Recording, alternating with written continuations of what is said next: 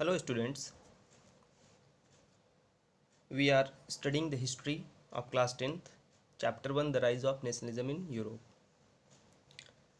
So in this, today we are going to study a new topic, that is a new conservatism after 1815. That is our new topic, a new conservatism after 1815. इसके पहले हम लोगों ने liberal nationalism के बारे में पढ़ा था। लिबरल नेशनलिस्ट कि कैसे यूरोप में दो दो सोसाइटी कैसे इमरजेंस हुआ था। एक मिडिल क्लास और दूसरा था ऑटोक्रेसी। जो मिडिल क्लास के लोग थे वो लिबरल नेशनलिस्ट के नाम से जाने गए। ये लिबरल नेशनलिस्ट यानी कि ये ऐसे लोग थे, इनकी आइडियोलॉजी क्या थी, लिबरल वाली आइडियोलॉजी थी, लिबरल नेशनल वाली आइडियोलॉजी थी। तो ये तो अभी हम लोगों ने पहले पढ़ा था। अब ये एक नई चीज़ देखने को मिल रही है, कंजर्वेटिव। ये कंजर्वेटिव कौन थे?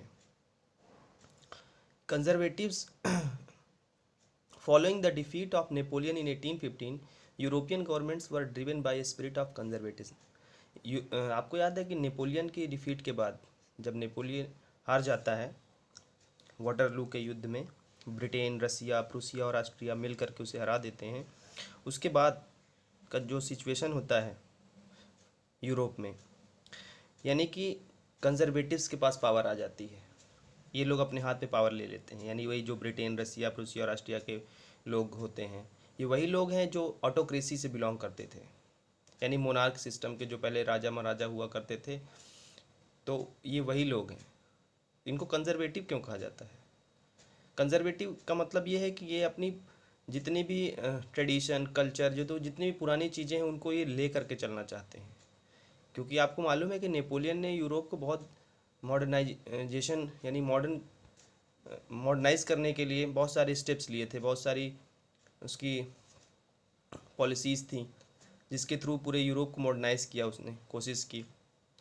तो वो सारी चीज़ें तो अडॉप्ट करना चाह रहे थे ये लोग, लेकिन अपने जो पुराने जो सिस्टम था इनका कंजर्वेटिव्स का, ये लोग बिलीव करते थे कि जो इनके मोनार्की सिस्टम है, ठीक है, चर्च है, चर्च को जो पावर रहती थी, क्योंकि नेपोलियन ने बहुत सारी पावर इनकी छीन ली थी, हटा दी थी, ठीक है। सोशल हायरार्की इनकी जो रहती थी, ऑटोक्रेट रहते थे ना, जो मन होता था करते थे। इनकी प्रॉपर्टी, इनकी फैमिली का जो रुतबा रहता था समाज में, वो सारी चीज़ें रहे। ये लोग फिर से इसको रिस्टोर करना चाहते थे एक प्रकार से, ठीक है।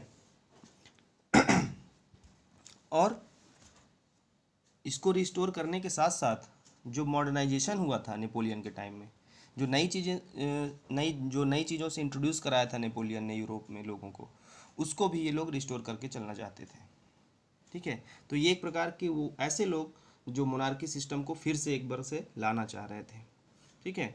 चलिए आगे देखते हैं कि इन सब चीज़ों को ये कैसे मैनेज करते हैं, ठीक है। A new conservatism after 1815. तो modernisation and modern principles can strengthen traditional institutions. तो ये मॉडर्नाइजेशन के साथ साथ जितने भी मॉडर्न प्रिंसिपल्स थे, मॉडर्न प्रिंसिपल आपको याद है ना, क्या कि नेपोलियन ने क्या क्या कम्युनिकेशन डेवलप किया, ट्रांसपोर्टेशन, वेट और मेजर्स में यूनिफॉर्मिटी लाने की कोशिश की, बहुत सारे मॉडर्न प्रिंसिपल्स थे। ये सारे मॉडर्न प्रिंसिपल के साथ ही अपने ट्रेडिशन को और भी मजबूत बनाना चाह रहे थे, अपने ट्रेडिशनल इंस्टीट्यूशन को, यानी मोनार्की सिस्टम को, अपनी सोसाइटी को, अपने जितने भी ऑटोक्रेसी सिस्टम था उसको ये और भी मजबूत करना चाह रहे थे, यानी कि मॉडर्नाइजेशन के साथ साथ, ठीक है।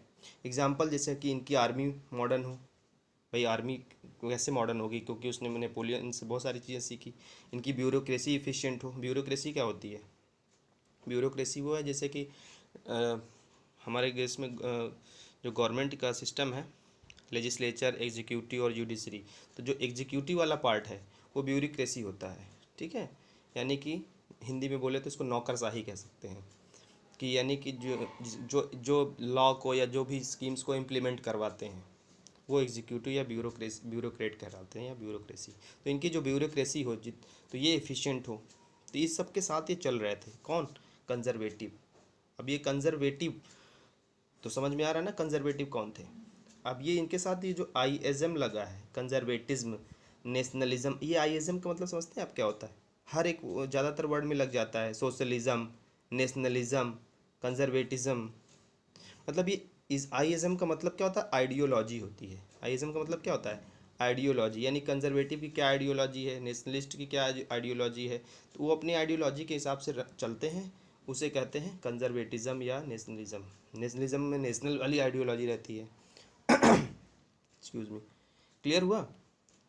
अब देखते हैं क्या है कि in 1815 Napoleon was defeated. 1815 Napoleon defeat हो जाता है किसके द्वारा? याद रखिएगा, Britain, Russia, Prussia and Austria के द्वारा। कहाँ पर? वाटरलू में।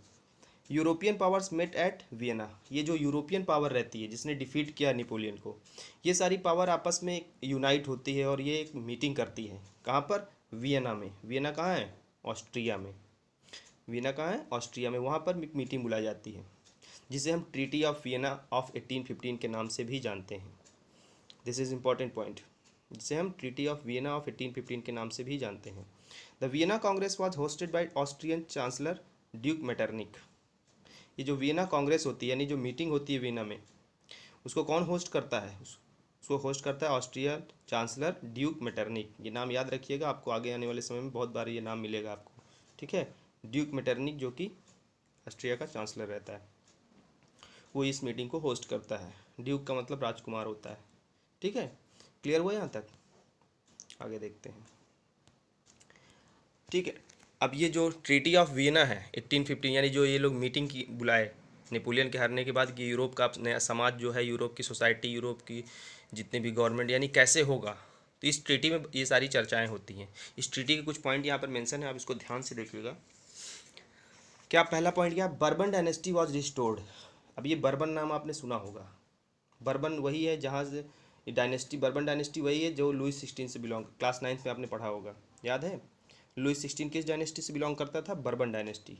तो वो डायनेस्टी तो कब का ख़त्म हो चुकी थी? उसके बाद नेशनल असेंबली आई, ठीक है, जैकोबिन क्लब आया, उसके बाद फिर डायरेक्टरी रूल आया, फिर नेपोलियन आया। तो ये सारे, बर्बन डायनेस्टी तो आई ही नहीं, ये तो कब का ख़त्म हो चुकी थी। लेकिन अब इस बर्बन डायनेस्टी को रिस्टोर किया जाने लगा। ठीक है, इसको रिस्टोर कब किया गया? जब कंजर्वेटिज्म आए। कब? आफ्टर 1815। ये ट्रीटी में ये बात हुई कि बर्बन डायनेस्टी को फिर से रिस्टोर किया जाए। बर्बन डायनेस्टी से बिलोंग करने वाला कोई व्यक्ति, उसको अब फिर से राजा बना दिया जाए फ्रांस का। ठीक है, जो कि लुइस फिलिप होगा यहाँ का राजा। आप आगे बात करेंगे इसके बारे में। नेक्स्ट है, France lost its territory annexed under Napoleon. यानी कि फ्रांस ने जितनी भी टेरिटरीज, मतलब जब नेपोलियन था उसने बहुत सारी टेरिटरीज को फ्रांस में मिला लिया था, अपने एम्पायर को बढ़ा लिया था।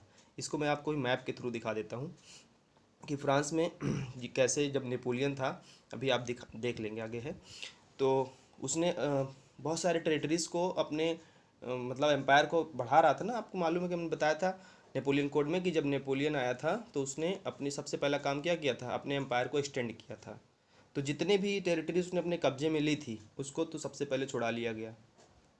ठीक है, इसको छुड़ा लिया गया। ट्रीटी में ये बात हुई कि फ्रांस के अंडर में जितने भी टेरिटरीज कब्जे में है उसको छुड़ा लिया जाए। दो बात समझ में आई कि बर्बन डायनेस्टी रिस्टोर्ड हो गई, फ्रांस ने जितनी भी टेरिटरीज पर कब्जा किया था उसको भी छुड़ा लिया गया। ठीक।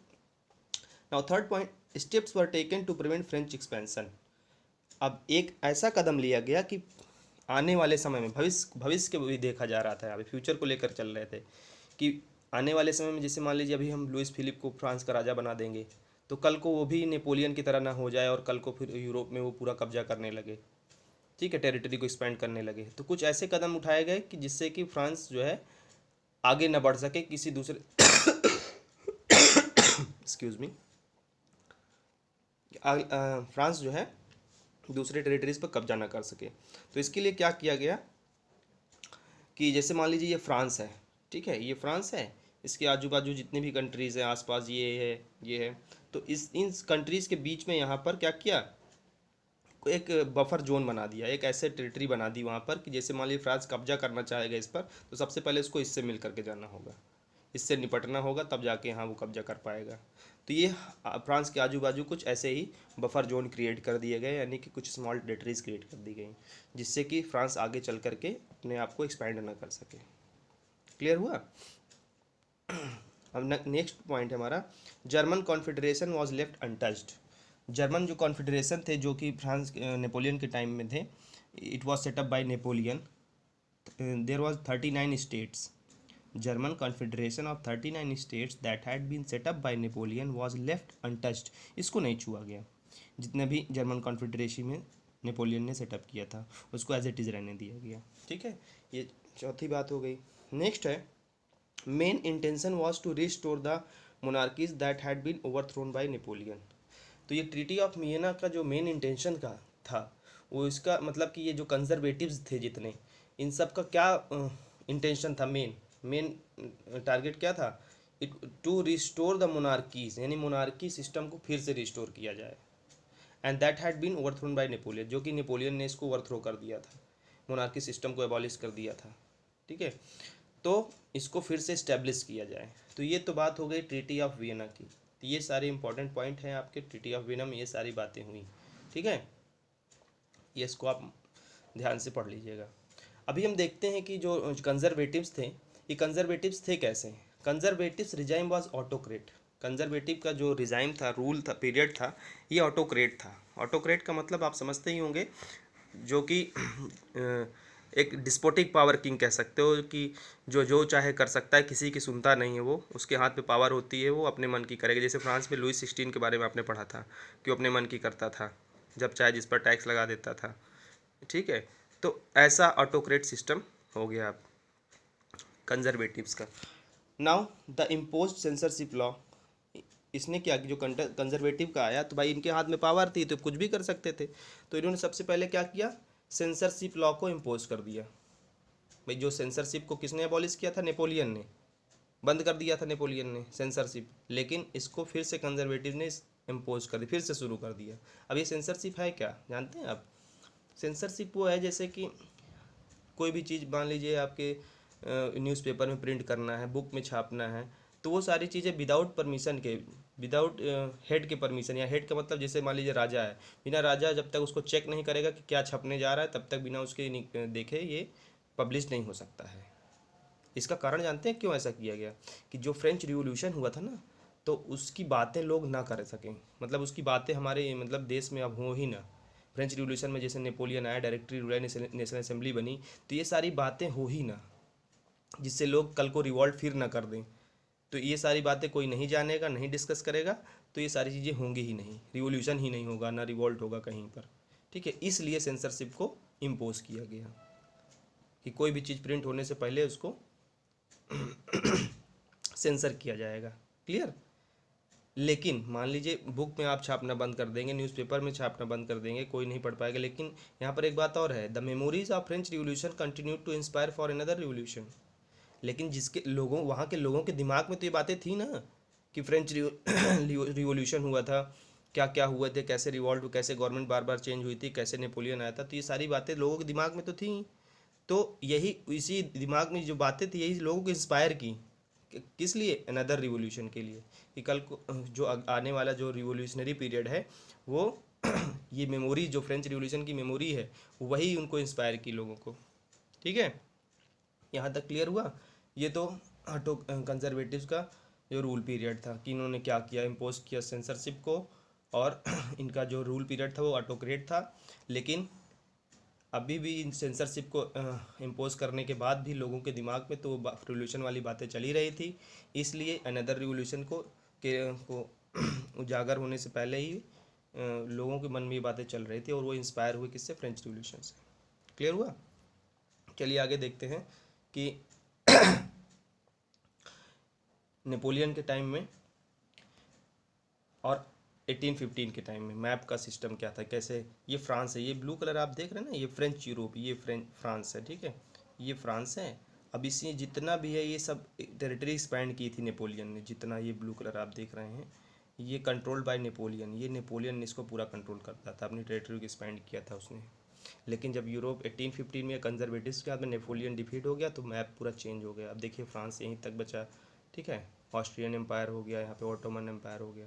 आप मैप के थ्रू आराम से समझ सकते हैं कैसे पहले फ्रांस ने एक्सपैंड किया था नेपोलियन के टाइम में, और बाद में जब नेपोलियन डिफीट हो गया तो यूरोप की का मैप ऐसे हो गया। क्लियर? इसको ध्यान से देख लीजिएगा। नेक्स्ट है हमारा, बुक में आपके दिया हुआ है एक फिगर बना हुआ है, उसमें न्यू कंजर्वेटिव्स आफ्टर 1815, इसमें देखिए एक व्यंग्य किया जा रहा है। क्वेश्चन में दिया व्हाट इज कैटरिस्ट ट्राइंग टू डिपिक्ट, क्या कहना चाह रहा है इस पिक्चर के थ्रू। अभी हम लोग बात कर रहे थे सेंसरशिप की, कि सेंसरशिप इम्पोज कर दी गई। तो सेंसरशिप इम्पोज करने का मतलब ये था कि कोई फ्रेंच रिवॉल्यूशन से रिलेटेड कोई भी बात ना करे, रिवॉल्यूशन से रिलेटेड कोई भी बातें ना करें आपस में, ना इस विषय की कोई चर्चा हो, ना पेपर में छपे, ना पब्लिश्ड हो, कुछ नहीं, ना पैम्पलेट हो, कुछ नहीं होना चाहिए। तो इसी प्रकार से इस पिक्चर में व्यंग्य दिया गया है कि भाई लोग तो होंगे वहाँ पर, लिबरल लोग तो होंगे, कंजर्वेटिव्स के अपोजिशन वाले लोग भी होंगे, लेकिन एक लॉ इम्पोज कर दिया गया कि सेंसरशिप वाला, तो लोग बात ना करें। अब पूरे देखिए मुंह पे सबके पट्टी बंधी हुई है, तो मतलब अब कोई भी फ्रेंच रिवॉल्यूशन से रिलेटेड कोई भी बातें नहीं करेगा, क्योंकि अब सेंसरशिप इम्पोज हो चुकी है। क्लियर। तो ये एक पिक्चर के थ्रू व्यंग्य किया जा रहा है। इसका आंसर भी आपने यहाँ पे दे दिया है, आप इसको पढ़ सकते हैं कि क्या कहना चाह रहा है। ठीक है, कि पीछे लिबरल नेशनलिस्ट के द्वारा जो जितनी भी चीज़ें हुई हैं उन सब चीज़ों को कोई डिस्कस ना करे। क्लियर। तो ये पिक्चर के थ्रू व्यंग्य किया गया है। तो ये तो बातें समझ में आई आपको कि कंजर्वेटिव्स का सिस्टम कैसा था। लेकिन कंजर्वेटिव्स के साथ साथ जो लिबरल नेशनलिस्ट थे, इनको अपोज करने वाले लोग भी तो थे अभी।